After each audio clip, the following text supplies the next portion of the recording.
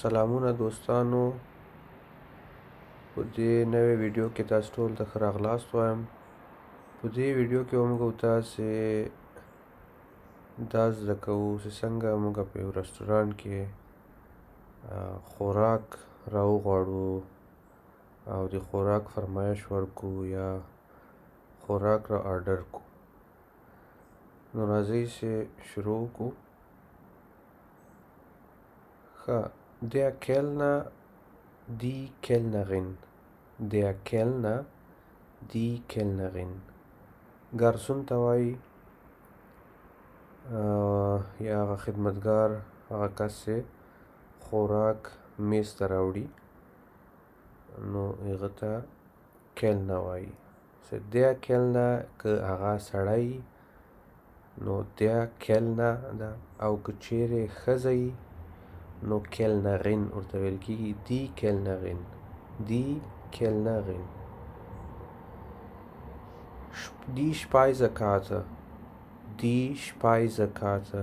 مینو دغه د هغه مینو چې د خوراک مینو چې په هغه کې د خوراکونو نومونه وغیره لیکل شوي، هغه ته Speisekarte وایي. Die Vorspeise, die Vorspeise.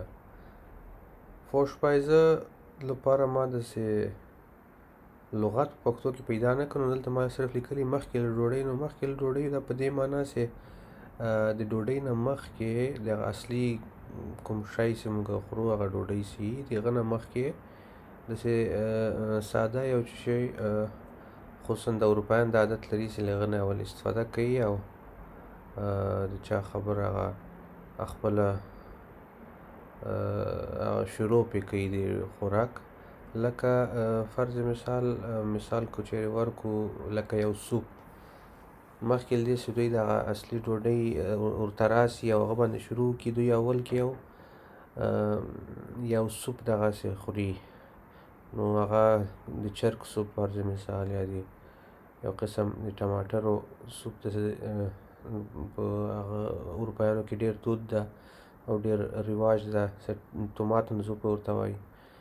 دغسې یو شی دې ته فورشپایزه وایي، چې عموما په موږ او تاسې افغانانو کې دا دومره عادت هم نه ده، خو ښه ده چې سړی زده کړي. Das Hauptgericht, das Hauptgericht. Hauptgericht هغه اصلي خوراک ته وایي، چې له هغه سوپ او دا شیان خلاص شي، د هغه نه وروسته هغه اصلي خوراک چې هغه څه شی موږ هغه آرډر کړی ده، هغه ته Hauptgericht وایي. دا په دې Speisekarte یا مینو کې دا لغتونه لیکل شوي، نو ځکه ما دلته ضروري وګڼل چې دا دلته یو ځل ذکر کړمه چې تاسې زده کړئ. Die Getränke, die Getränke. Getränke دا څښونکي مواد دي چې څښل کېږي، لکه فرض مثال کولا سوه، کوکاکولا یا اوبو، یا په رستورانټونو کې تروې وغیره او دغسې شیان هم پیدا کېږي. دا ټول هغه شیان چې د څښلو لپاره ترې استفاده کېږي، دو ته Getränke وایي، چې په یخچال کې. Der Nachtisch, der Nachtisch. دلته د لغت سره فکر وکړئ چې دا نختش نه ده، یو تی ده، دوه تی نه دي، یعنی نختش وروسته له ډوډۍ. وروسته له ډوډۍ عموما اروپایان دا خاصیت لري چې ډوډۍ کله خلاصه شي، نو د هغه نه وروسته نختش عموما داسې خوږه وي. خوږه فرض مثال لکه داسې وړکی کیک غوندې وي، او یا آیسکریم، او یا هم همداسې نور ډېر مختلف قسمه خوږې دي چې دا خلک استفاده ترې کوي، او هغه ته دوی نختش وایي. چې کله خوراک وکړي، ډوډۍ خلاص شي، بیا په آخر کې دغسې یو شي فرمایش یې ورکړی، هغه ورته راځي او هغه خوري، او د هغه نه وروسته هر څه خلاصېږي. ښه، اوس راځو یو څو جملو ته، څنګه موږ تاسې په رستورانټ کې یو شی آرډر کړو یا د یو شي فرمایش ورکړو. ښه، کله چې موږ او تاسې رستورانټ ته لاړ شو، هلته کښېنو، نو دغه کلنه یا کلنغین ګارسون راځي او موږ نه پوښتنه کوي، نو هغه مختلف شکلونه لري. دغه سوال یا پوښتنه چې هغه موږ کولی شي. دلته ما 4 دانې ذکر کړي چې ډېر زیات استعمالیږي. اول ده was möchten Sie essen oder trinken.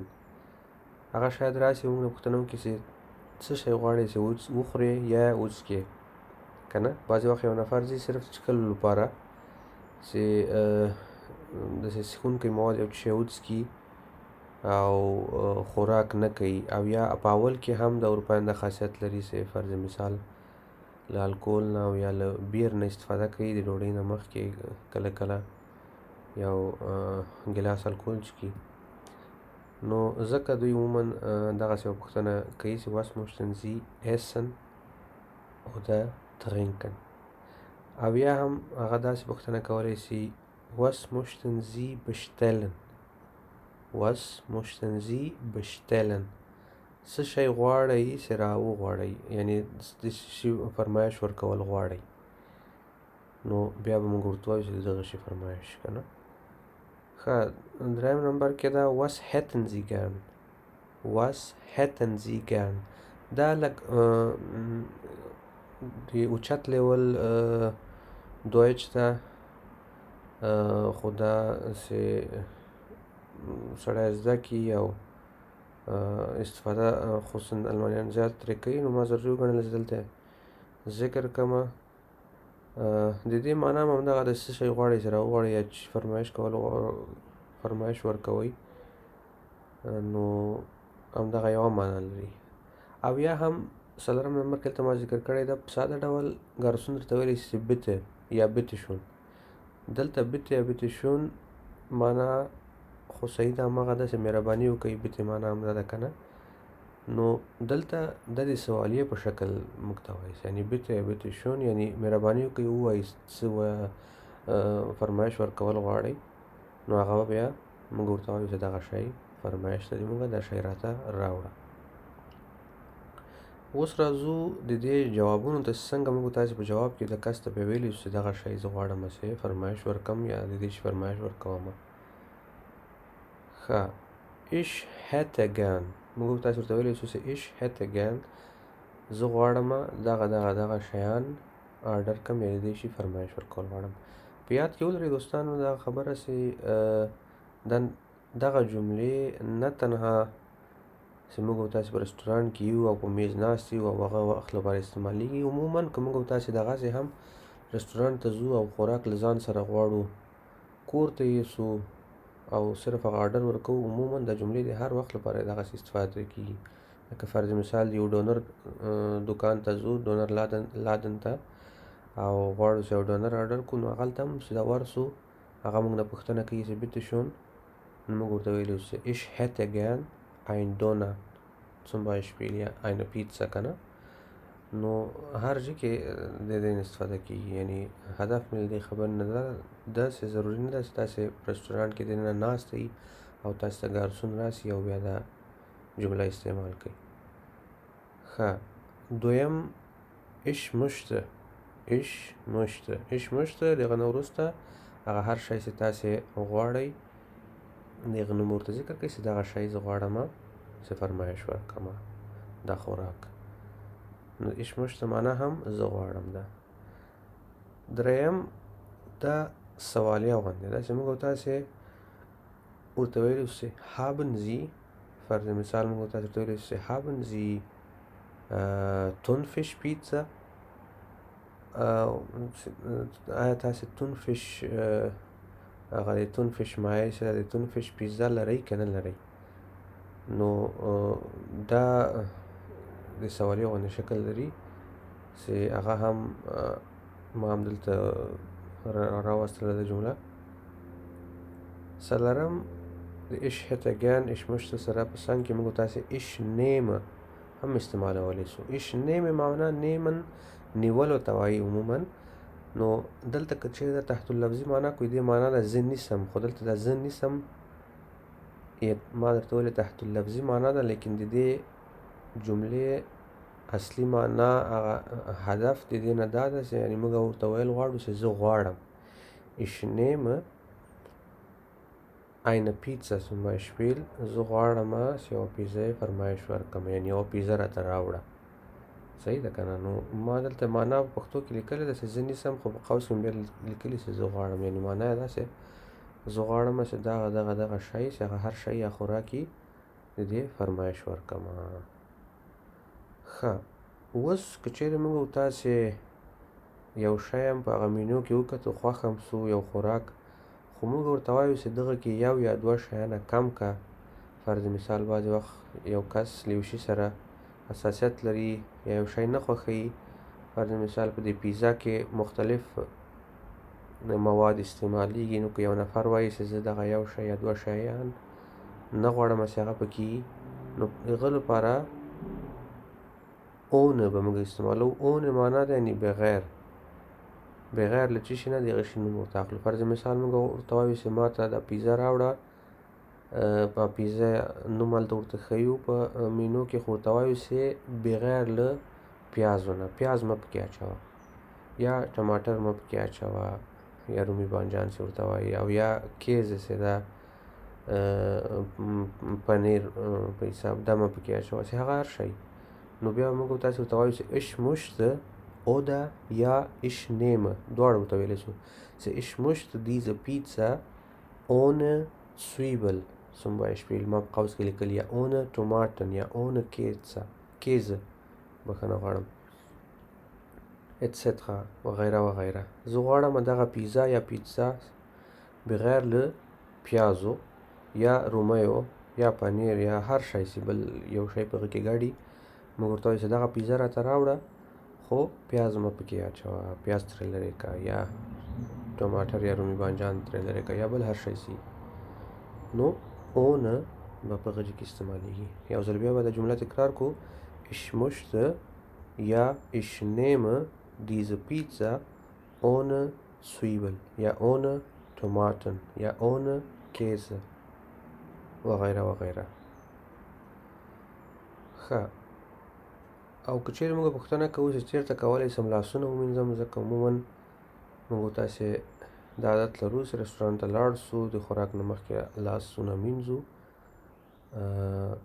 خو داسې هغه تشناب یا د لاس مینځلو هغه ځای پیدا نه کړو نو کولی شو پوښتنه وکړو او هغه پوښتنه داسې کولی شو wo kann ich meine Hände waschen wo kann ich meine Hände waschen چیرته کولی سم چې لاسونه ومینځم نو هغه به بیا تاسو ته وښیي چې هغلته کولی شئ چې خپل لاسونه ومینځئ ښه دې نه وروسته چې موږ داسې خوراک وکړو او هر څه خلاص شول نو د هغه نه وروسته وخت دې رارسېږي چې پیسې ورته ورکړو عموما په رستورانټ کې داسې وي چې هغه ګارسون کله چې خوراک خلاص شي ډوډۍ خلاص شي ګارسون راځي او هغه تاسو ته هغه بیل راوړي د پیسو او هغلته په هغې کې لیکلي چې دومره پیسې شي نو پیسې بیا موږ هغه ته ورکوو یعنې که چیرې رستورانټ کې دلته ډوډۍ خورې نو بیل به هماغلته په د میز په سر پیسې باید سړی تحویل کړي یعنې داسې رواج نشته لکه د افغانستان چې هلته دخل ته یو کس ناست دی او هغه ته سړی ورځي او هلته پیسې تحویلوي نو د دې لپاره چې دا پوښتنه له هغه ګارسون نه بیا موږ وکړو هغه ته ووایو چې بیل راوړه هغه په مختلفو طریقو ورته ویلی شو چې دلته 3 جملې ما راوستې دي 3 جملې مې لیکلي دي فرض مثال اوله جمله ده können Sie mir bitte die Rechnung bringen können Sie mir bitte die Rechnung bringen آیا کولی شئ چې بیل راته راوړئ یا مهرباني وکړئ بیل راته راوړئ د پیسو بیل راته راوړئ Rechnung همدغه بیل ته وایي دغه د پیسو هغه ورقه چې په هغه کې پیسې لیکل شوي وي ښه دویمه جمله ده ich möchte bitte zahlen ich möchte bitte zahlen زه غواړم چې پیسې پرېږدم یا پیسې درکړمه نو کله چې دا هغه ته ووایو نو هغه پوهېږي چې یاره زه باید دې کس ته نور بیل راوړم او دا غواړي چې نور لاړ شي